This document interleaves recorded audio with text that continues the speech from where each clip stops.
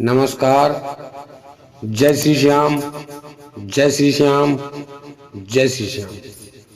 कथा व्यथा YouTube channel में आपका हार्दिक स्वागत है। आज मैं आपको ब्रह्मा विष्णु महेश की एक कथा सुनाने जा रहा हूँ। कथा में सुनिए आप किस प्रकार से ब्रह्मा विष्णु में लड़ाई होती है। लड़ाई होने के बाद शिव उन्हें एक जगह पहुंचाते हैं। कौन झूठ बोलता है और किसे बिना मतलब का श्राप मिलता है, जानने के लिए सुनिए पूरी कथा। जय श्री श्याम, जय श्री श्याम, जय श्री श्याम।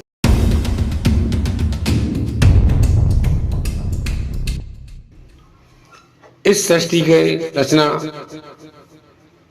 में 3 देवों का विशेष महत्व है, जिन्हें हम और आप सभी लोग जानते हैं, समस्त हिंदू जानते हैं। ब्रह्मा विष्णु महेश। अब इनकी उत्पत्ति को लेकर कई मत, कई विवाद, कई भेद हैं। कहीं लिखा है पहले ब्रह्मा हुए, इसके बाद विष्णु हुए, इसके बाद शिव हुए। कहीं लिखा है पहले विष्णु हुए, फिर ब्रह्मा हुए, फिर शिव हुए। कहीं लिखा है पहले शिव हुए, शिव से विष्णु हुए, विष्णु से ब्रह्मा हुए। अब सत्य क्या है और असत्य क्या है, इसमें आप ना पढ़ें, क्योंकि रामायण में कहा तो गोसाई जी ने कहा है, हरि अनंत हरि कथा अनंता, कहूँ सुनो बहुवीर सब संता। भगवान ने अनेकों बार सृष्टि की रचना हो चुकी है, अनेकों बार भगवान ने जन्म लिया है। कभी ब्रह्मा हुए होंगे पहले, कभी विष्णु हुए होंगे, कभी शिव हुए होंगे।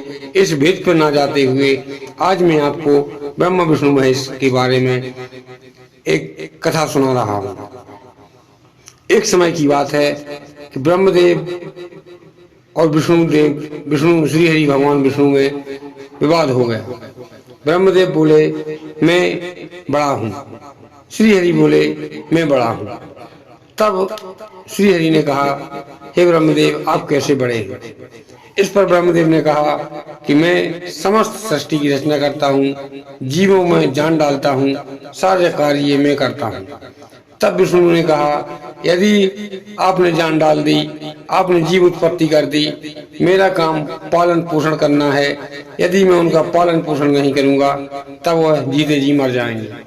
उनके आपको जान डालने का मतलब कुछ नहीं होता है। इसलिए आप मान लीजिए कि मैं बड़ा हूँ। ब्रह्मा बोले मैं बड़ा हूँ, विष्णु बोले मैं बड़ा हूँ। यह विवाद चलते चलते कई दिनों तक चला, कई महीनों तक चला।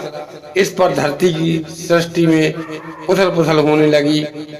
न लोगों को अन्न मिल पा रहा था, न जल मिल पा रहा था। जन्म उत्पत्ति में बाधा आ रही थी। इस प्रकार से समस्त पृथ्वी त्राही त्राही करने लगी। जब त्राही त्राही की आवाज महेश्वर यानी कि भगवान शिव के पास पहुंची, शिव ने नेत्र बंद कर देखा कि यह त्राही त्राही की आवाज कहाँ से आ रही है।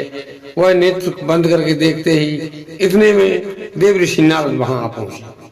देव ऋषि नारद ने नारायण नारायण मंत्र का उच्चारण करते हुए भगवान शिव से आंखें खोलने को कहा। भगवान शिव ने देखा कि अब नारद आ चुके हैं, अब कहीं देखने की कोई आवश्यकता नहीं है। जो मैं देखना चाहता हूँ नारद उन्हें यथाशीघ्र ही सुना देंगे। तब नारद से कहा कि हे देवर्षि नारद, आप मुझे बताइए कि सृष्टि में इतनी उथल पुथल क्यों हो रही है। तब देवर्षि नारद ने कहा कि हे महादेव, जितना मैं जानता हूँ, जैसा मैंने सुना है कि ब्रह्मदेव अपने आप को बड़ा साबित करना चाहते हैं और श्री हरि विष्णु अपने आप को बड़ा साबित करना चाहते हैं। दोनों इसी होड़ में लगे हुए हैं। वो कहते हैं मैं बड़ा हूँ, वो कहते हैं मैं बड़ा हूँ। इसीलिए सृष्टि का सारा कार्य रुक गया है।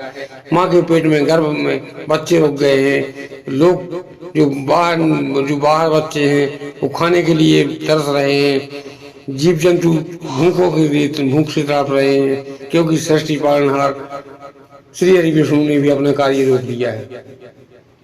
इस पर शिव को क्रोध आया और उन्होंने ऊंची आवाज में कहा, ब्रह्मा विष्णु प्रकट हो। एक बार में जब नहीं सुना, क्योंकि वो तो विवाद में थे, दूसरी बार कहा और तीसरी बार कहा कि ब्रह्मा विष्णु प्रकट हो, वरना मैं तुम्हें भस्म कर दूंगा।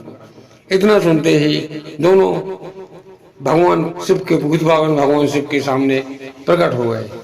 तब भगवान शिव ने कहा, भूत बाबन शिव ने कहा, किस बात पर आप लोग आपस में झगड़ रहे हैं।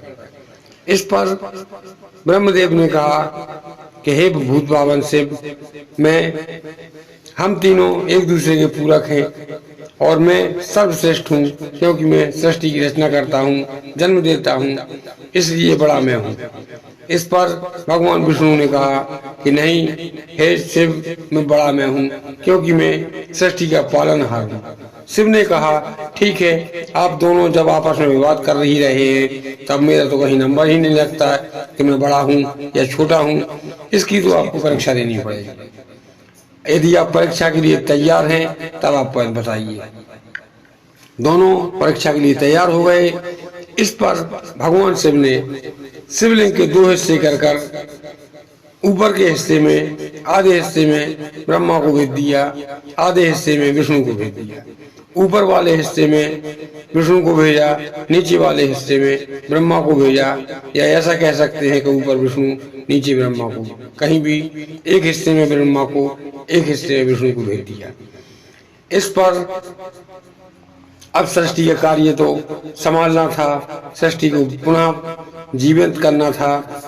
जो अटके कार्य कई वर्षों से पड़े थे उन्हें पूर्ण करना थे। तब भगवान शिव ने नेत्र बंद कर नए ब्रह्मा को बुलाया, नए विष्णु को बुलाया। ब्रह्मा के स्थान पर विष्णु ब्रह्मा को पहुंचा दिया, विष्णु के स्थान पर विष्णु को पहुंचा दिया। और इस प्रकार से सृष्टि की संरचना द्वारा में पुनः ज्यों की त्यों रूटीन पर आ गई। इस पर क्योंकि इस कार्य में कई वर्षों का समय लगना था, भगवान शिव जानते थे, इसीलिए उन्होंने ऐसा कर सृष्टि की रचना सुचारू रूप से चालू करवा दी। अब जब 2 युग बीत जाने के बाद, जब 2 युग बीत गए, इसके बाद ब्रह्मदेव वापसी आए, क्योंकि 1 युग तक उस शिवलिंग के अंदर गए, वहां से वापसी लौटने में 1 युग का समय लग गया। जब 2 युग बीत गए तब ब्रह्मदेव वापसी आए। ब्रह्मदेव ने कहा जिस प्रकार से आज कई लोग अपने पक्ष करवाने के लिए कि ऐसा ऐसा पंचायत में आप कह देना, हम आपको ये देंगे, हम आपको ये देंगे, इस प्रकार से ब्रह्मा ने भी 2 लोगों को तैयार कर लिया। ब्रह्मा ने कहा, ब्रह्मा जब वापसी लौट के आए तब भगवान शिव ने कहा कि क्यों ब्रह्मदेव, अभी आप बताइए, क्या आप हमारे शिवलिंग की थाएं लेकर आए हैं? तब ब्रह्मा ने कहा जी हाँ भोलेनाथ, भूत बाबन भगवान शिव, मैं शिवलिंग की थाएं लेके आया हूँ। तब उन्होंने कहा कि साक्ष्य दो, गवाह दो। इस पर मैं आपकी बात ऐसे नहीं मान सकता हूँ, अपने गवाह पेश करूँ। तब उन्होंने गौ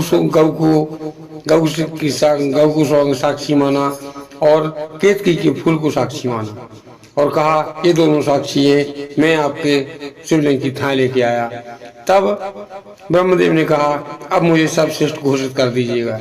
इस पर भगवान शिव ने कहा अभी फैसला नहीं हुआ है, क्योंकि विष्णु अभी भी अपने कार्य में कार्यरत हैं। जब वो वापसी लौट के आएंगे, उनकी बात सुनने के बाद आपको बताया जाएगा कि आप बड़े हैं या वो बड़े हैं। आप उस समय तक यहाँ पर इंतजार कीजिए। जब 3 युग का समय बीत गया तब भगवान श्री हरि विष्णु वापसी लौटे और भोलेनाथ ने पूछा कि हे श्री हरि, आप मुझे बताएं कि आप थाएं लेके आए या नहीं। इस पर भगवान श्री हरि ने भूत बाबन शिव के सामने हाथ जोड़कर कहा हे भूत बाबन शिव, हे भोलेनाथ, मैं आपकी महिमा को नहीं समझ सका और आपकी महिमा इस सृष्टि में कोई नहीं समझ सकता है। आपके लिंग की थाएं मैं तो क्या, सृष्टि या कोई भी जीव नहीं ला सकता है। मुझे 1.5 युग तक या जितना भी समय हुआ, आधा समय जाने में लगा, आधा समय वापसी लौटने में लगा, लेकिन मैं आपकी शिवलिंग की थाएं नहीं ले पाया। तब उन्होंने कहा कि ब्रह्मदेव का कहना है कि वो थाएं लेकर आए हैं। तब उन्होंने कहा ठीक है, यदि ब्रह्मदेव की थाएं लेकर आए हैं तब ब्रह्मदेव को ही आप बड़ा घोषित कर दीजिएगा, क्योंकि मैं जो कार्य नहीं कर सका यदि ब्रह्मदेव ने कर लिया तो मैं भी मानता हूँ कि ब्रह्मदेव मुझसे बड़े हैं। इस पर भगवान ने फिर ब्रह्मदेव से पूछा कि हे ब्रह्मदेव, अब आप बताइए आप वास्तविक थाने लेके आए हैं या झूठ बोल रहे हैं। इस पर ब्रह्मदेव ने देख लिया कि विष्णु ने मना कर दिया है। इस पर ब्रह्मदेव ने कहा कि हे भोलेनाथ, मैं सत्य बोल रहा हूँ, मैं थाने लेके आया हूँ, मैं कभी झूठ नहीं बोलता। इस पर भगवान भूत भावन शिव को क्रोध आया और कहा, हे ब्रह्मदेव, तुम झूठ बोल रहे हो, जाओ, मैं तुम्हें श्राप देता हूँ कि इस धरती पर तुम्हारा कहीं मंदिर नहीं बनाया जाएगा, तुम्हारी कहीं पूजा नहीं की जाएगी। इसके बाद जिस गौ को तुमने साक्षी बनाया है, जिस गौ का कोई दोष नहीं है, उसे भी तुमने साक्षी बनाया है, उसको मैं श्राप देता हूँ कि कलयुग में गौ भिष्टा पान करेगी। और जिस केतकी के फूल की तुमने सौगंध ली है, जाओ, मैं श्राप देता हूँ कि वह केतकी का फूल शिव पर चढ़ाना वर्जित होगा। अब आप गौ की बात तो समझ गए होंगे कि गौ को क्या, गौ किसे कहते हैं, आप सभी लोग जानते हैं, हिंदू इतना तो जानते ही हैं। लेकिन केतकी के फूल में थोड़ा विस्मय हो जाता है। केतकी का फूल केवड़े के फूल को कहते हैं, जो आप लोगों ने कई भाई बंधुओं ने देखा होगा, जो भगवान शिव का किसी भी देवता पर चढ़ाना वर्जित माना जाता है। इस प्रकार से बिना मतलब के ही गौ को केतकी के श्राप मिल गया और ब्रह्मदेव का जब से कोई मंदिर नहीं बनाया जाता है।